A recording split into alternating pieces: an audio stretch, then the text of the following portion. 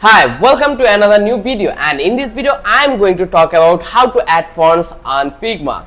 First of all, I am going to talk about the simplest way and quickest way in this video how you can add fonts to your Figma. First of all, you need to be download Figma on your computer.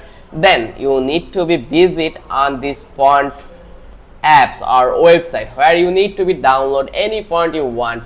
Once you complete the download, you need to be install those fonts over that place. Just click over here and find out where the font has been downloaded. So in here we need to be extract the post files. Once we extract, then we will get this kind of option. Just click over here and you will find out various options over that place. So again, you need to be install those. After extracting, you have this kind of option. Just click over here and click on install. Once you click over here install, it will take a while and that it will install. The font name is Sakito Belehe.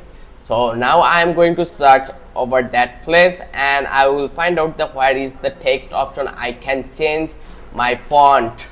So after double clicking, we have the option in that place. You will find out after scrolling. So here you need to be search your Sakuto and you can see our install, like our font install has been done, and now we can use this font in our Figma. So the process is really simple. I hope this process will help you to add further more fonts on your Figma apps. So till then, I hope this video will help you.